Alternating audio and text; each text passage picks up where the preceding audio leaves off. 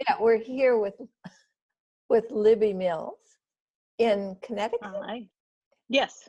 Yep. I'm in South Glastonbury, Connecticut, which is kind of south and over the river from Hartford. Over the year, a year, or maybe a little more, I've watched your work go.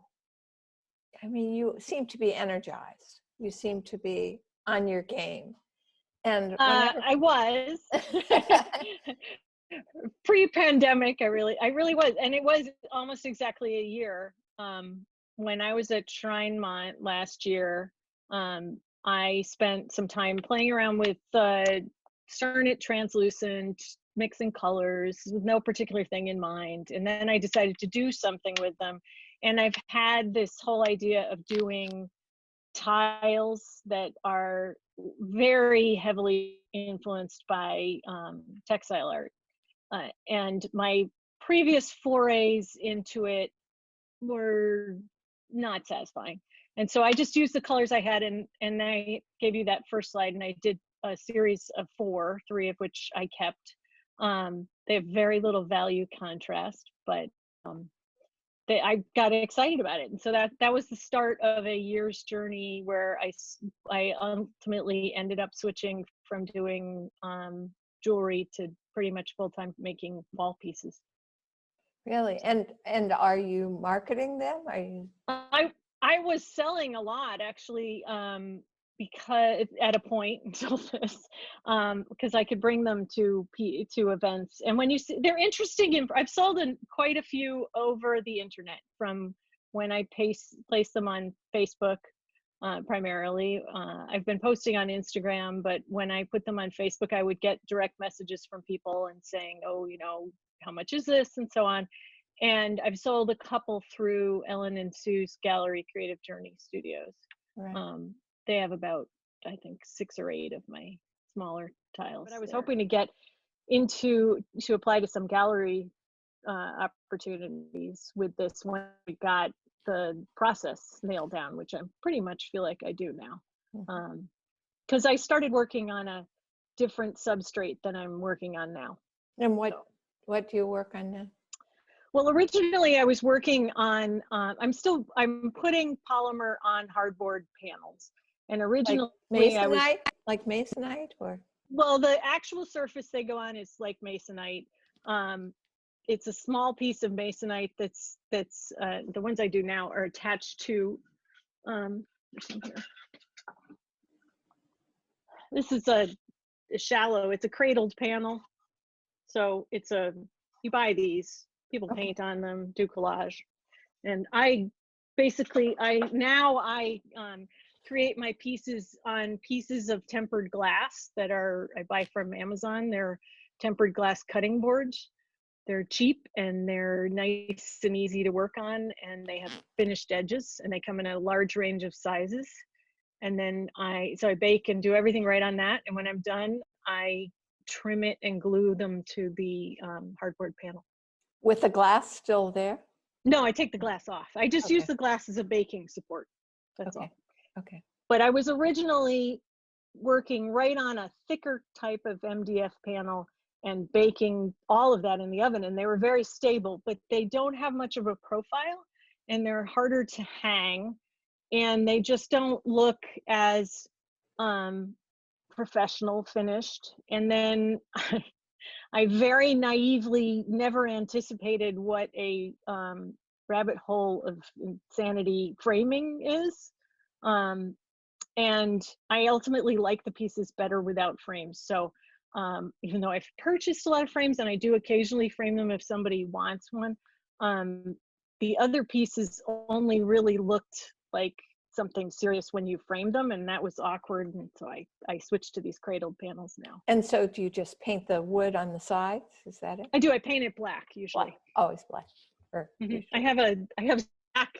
I spend a day every so often, and I paint up a whole bunch of different size and depth of faces, and with the black paint, and I sealed some of the wood on the inside, and I just set them. They're on a table on the other side of my studio, waiting. Maybe we'll take a little tour of it, but first, so messy. What changed? What What made you pivot? Well, it's something. I had this whole idea of wall work and kind of like quilting, but in clay, and just some exploring that in the back of my mind, and it hadn't worked before, and then it really worked at ShrineMont. I thought, oh wow, I really am excited about this. I could do this. And being me, I came home in May and didn't do anything for a long time. And I went to another event in Colorado, and I find particularly that one, since you have to travel, going from Connecticut to Colorado, is it's a lot of packing. It helps if you have a project. And I decided I was going to work on tiles, and I specifically would give myself a challenge of working with texture, because polymer doesn't have to be flat in the way that fabric, essentially a quilt, would have to be flat. And so I made quite a number of pieces that were very textural there that I liked. Okay, I sold them. Actually, I didn't ever plan to sell the trio that I have sent you a picture of. Is that right? Yeah, they were. I like them. I just never really thought that much of them. And I have a friend who's a decorative artist who came down and bought them and said she was going to put them on a board together as a group. So And those were even more dimensional than what you're doing now. Yeah, they were very dimensional. I learned a lot with that. They were a pain in the neck in some ways. And then I made a trio of pieces that were very Rex Ray inspired, because that conference was all about Rex Ray shapes. And that was kind of fun, but there were things that I was less successful about in some ways. And that was when a combination of, I decided I needed to switch the substrates I was working on. And I had a really pivotal experience. Well, first, a group of us got together and we cleaned up our studios. We made an agreement. There were a bunch of us who felt like our studios were part of the reason we weren't doing good work. My studio reflected the fact that I travel a lot, and I would come back and I would dump the stuff, or I would make things in a flurry for some reason and then leave them behind, the palettes of color and everything. So we had a little group for about a month where we had agreed to spend an hour a day kind of cleaning or organizing our studio or working in it, and nobody checked to see what it was or anything. And at the end, when you had completed at least an hour, you just sent an email to this group and said done for that day. And it was a nice check-in accountability thing, and it got me going. And I love my creative space, and I do know the more time I spend in it and the more I make it friendly to my process, the more I want to make art here. So it was dramatic. And I really took off after I had done that, because I could access everything and I had space, and it was. So can you tell what you're doing really is layering, right? I mean, what you? Some of them are very layered, but the next big leap, after I cleaned up my studio and I started to think about what I wanted to do, I was trying to think about the kinds of surfaces that I wanted to work with, and I felt like I wanted something that felt kind of distressed and grungy, not like clean. I mean, the work that I had been doing right before I started doing this was characterized by a lot of really graphic canes. Mm-hmm. And I wanted to be a long way away from that. And so I was thinking about it. Catherine Corbin is someone that I know from events, who lives outside of Boston. You know her. And I really love the quality of the surfaces of her pieces. So I sent her in the fall, a year ago, this past fall, early fall, I sent her a quick Facebook message, and I asked her if she would be willing, that I really love her, I feel like she was the queen of distress surface, and would she be willing to talk to me about the process, because I was looking to do something like that. And it was such a transformational experience, because I think it was delightful, because I didn't watch her do anything. We just had a conversation about how she made those veneers, and I then took what she told me about her process and applied it to the materials and textures and tools that I had. And there are some we did send a few pictures back and forth. I sent her some of what I had done, and she sent me back and said, okay, what tools are you using? And we did a little back and forth on what our favorite tools are. But it was so interesting to not watch someone do it with your hands where you're then copying them. It was more of a, oh, I layer paints and I do this and then I stretch it out and I start, and I loved it. And it makes it feel a little more like me than like I'm doing somebody else's techniques. These are like, you know, speckled veneers. This is a very plain example, but there's a picture in my thing of just a background base from a tile that was baked. And it's just it's a process of layering onto a mid-toned scrap sheet, so kind of like a mid-gray, paint, pan pastels, paints, shaved clay, lots and lots. And my method has lots and lots of grated clay that I grate with a variety of microplanes of different shapes and sizes.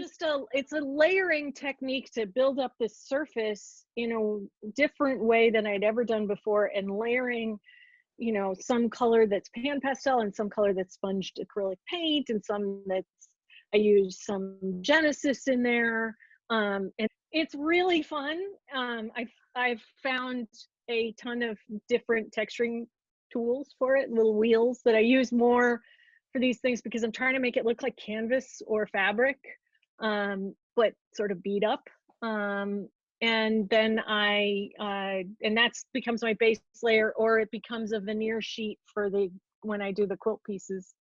And that was a really great experience. I think we spend so much time sometimes either you know, watching someone demonstrate something, or, you know, going to a class where you're physically, you're observing the actual process as opposed to trying something that you've only talked about.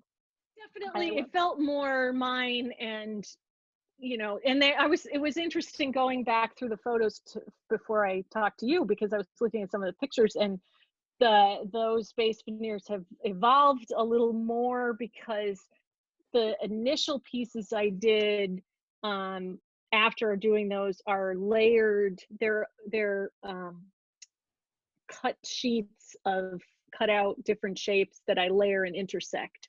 And I think of them as my overlay pieces.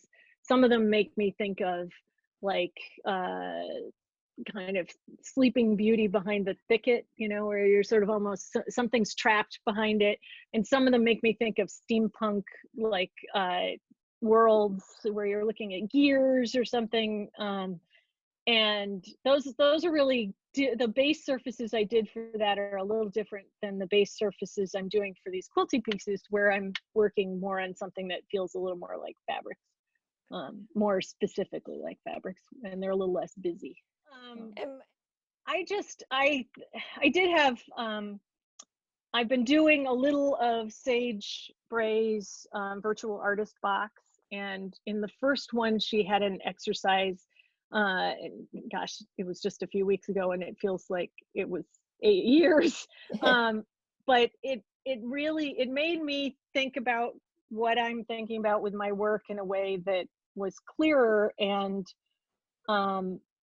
I think a lot of my work ends up being about the intersections, the places where either lines meet or dimensions meet or something. But I like to observe that sort of tension point where one thing crosses another, whether it's a line or a layer or something. I like playing with that. So those have been fun. And I've gotten deeply in the last run into doing very specifically quilt referential pieces that are like log cabin styles, and that's been fun. And I'm playing a little with the dimension on that. It's a little trickier with that because the pieces can get kind of heavy. Well, it's been great to watch you bloom, really. And did part of that have to do with your husband's retirement? Oh, yeah. Well, that was the other aspect that we had mentioned this before of cleaning up the studio. Yeah. Um, Bob and I have been married more than 30 years, and he retired in the fall of 2018.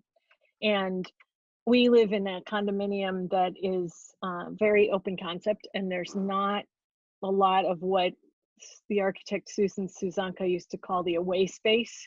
Um, and my studio is, and I was used to prior to that, the girls were older. I had a lot of time to myself, and suddenly I didn't really have any time to myself or space. And so one of the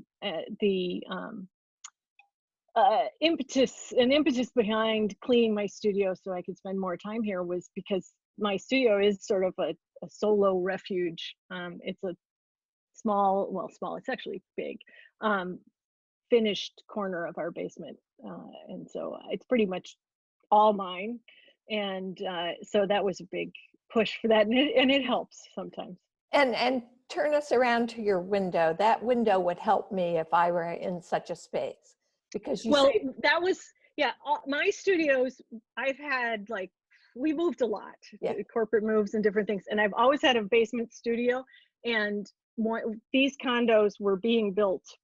Our condo actually wasn't built when we signed up for it. And we specifically asked, one of the requirements was that I have a window of some kind and not just one of those tiny little things along yeah, the top. And so they put in what is an egress window. So it's not a right. glorious view. It's got a little bubble on the top. No, Um, but the sunlight would make all the difference to me. it does. It's really nice in the summer. I mean, in the morning because it's eastern facing, so it's really delightful light. But in the pictures that I sent you, we have my real big mess that was making me crazy, and then we have my clean part. And my studio doesn't look as much like that because I when I started working on these tiles, I started getting a little bit bigger over time. Yeah. When we all did the 4-inch tile project, when you're working on jewelry and you look at the Fimo 10 by 10 centimeter thing, you look at that and it seems enormous. And then you start working in that size all along, and now 4x4s seem pretty small to me, and that's the smallest I usually do. And I had a Farberware, and I did one piece. There's a piece I sent you a picture where it's a smaller overlay piece, and it's over a big background, and that background is all polymer, and it's 12 inches square, and I could only bake that in my oven by angling the piece in the oven like this. And so we went down a little, if you give a mouse a cookie, rabbit hole, where I got there it is, my big beauty, a really great deal at Home Depot on a convection oven that holds the temperature really well and everything. I was really proud of myself. So we agreed that was going to be my Christmas present and my birthday present. My birthday's not far after Christmas. And it cost so much. And then we had to put in electric to power it. Electric cost just a little more than the oven. And so that was twice what we thought. And then I posted a picture online, and I never vented my Farberware. It was right behind where I used to work on a counter, and I thought it was fine. And Kathleen and I had looked into, do I have to vent this to the outside? And our regulations for code around here were not. And I thought, I'm not even baking all that much. Kathleen Dustin posted, you better be venting that sucker. And I ran it a few times, and I came up to Bob and I said, I'm sorry, but we're going to have to figure out some sort of ventilation system for this, because however it's designed, it definitely seems to pump more polymer fumes into my air. And so what we ended up with is, over my head is, you can't even, I don't know if you can see it. That's right there is it's a vent. The fan is just behind that wall, and then it exits out the back of the basement. And I have a little switch on the wall there. And so whenever I run it, I have to run that. And that cost about 2.5 times the cost of the oven. Oh, So, geez. so the oven really cost 4 times what its sale price was. You know, it was the beginning of the year, and I guess there are a lot of appliance specials at the big box places at the time. It was a lot more expensive. So pretty much, Well, it was luckily quite, you're saving money now on travel, right? yes, yes. Yeah, so No conferences, no travel fees. So it's no, a wash. yeah. It was a bit bigger gift than my family anticipated when I got into it. But I love it. I really love it. It's really, really even. I specifically wanted a flat top so I could take the pieces out of the oven, just put them on top there, because I'm not even gonna make a cup of tea down here. I'm never gonna use the top surface. Yeah. So, but it's actually more even than my oven in our kitchen. It's really good.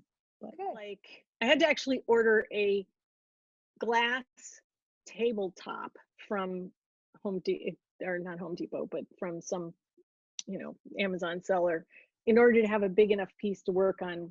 Oh, sure. And I am going through way more polymer making these pieces than ever before, which makes sense.